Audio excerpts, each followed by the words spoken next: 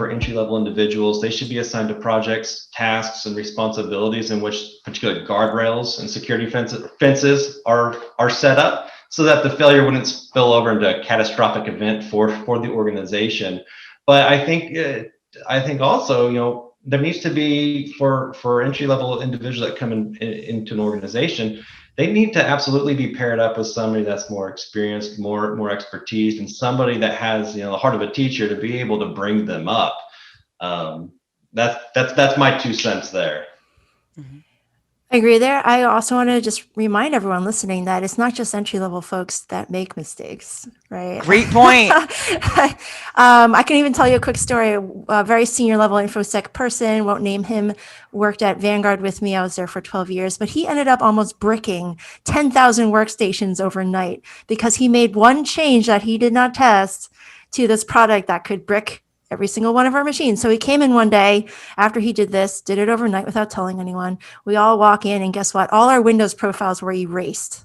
So think about how much pain our company went through just to get everything back. And guess what? They were not backed up. Oh no, they were not. So everything in your Windows profile, gone just overnight. And that happened 10,000 times. And he never got fired, which is okay. It's okay. I think he got demoted.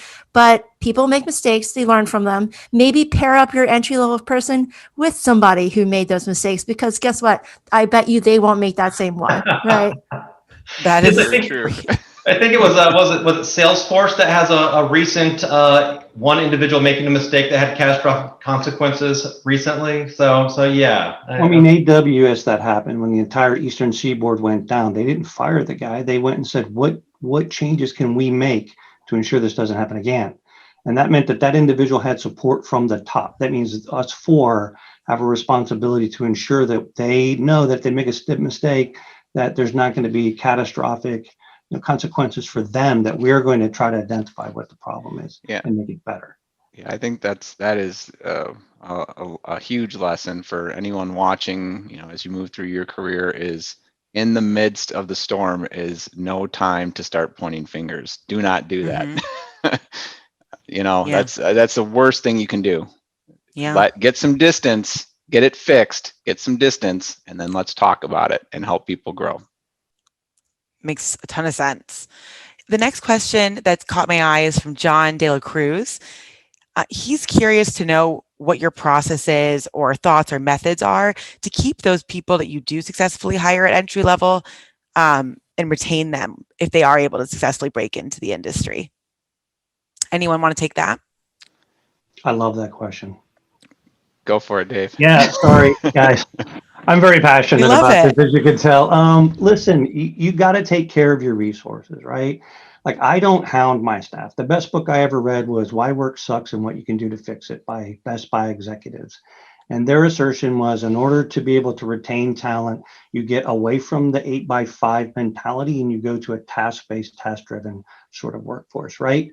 So as long as my workers are getting stuff done, I take care of them. And the thing that they know is they don't have a work-life balance. They have a life-work balance because they live more than they work.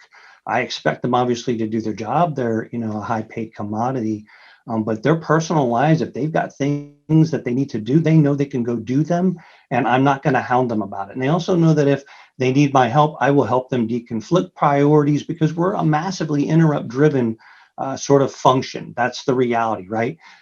For my company alone, we are in 3 cloud providers. So could you imagine 1,800 systems and 3 cloud providers, and this team has to learn all this stuff?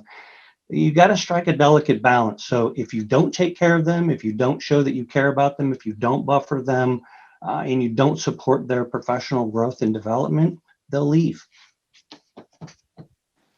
Yeah, I read a book, not read a book, but I watched some content from Radical Candor. I don't know if any of you know that. But I really enjoy their concept of the Lighthouse. And what we try to do is kind of let people design your own adventure. And like you said, security is there's such a wide breadth of fields that you could go into. So if you get an entry-level person, you bring them in for, let's say, an analyst, and they start doing things and they say, wow, I really like pen testing. You can tell it just lights them up, right? That's their lighthouse. And you're like, dude, go do it. That's what we want you to do. So, so I think that's important, is to work with people and let them kind of let their passion lead the way, because the people that are most passionate about something are going to be the most focused and the most dedicated to it. And so if you try and pigeonhole somebody, that's the easiest way to push them right out the door. Yeah, and you build the performance based on what their interests are so that you can retain them that way as well, to your point, to just expand to your point.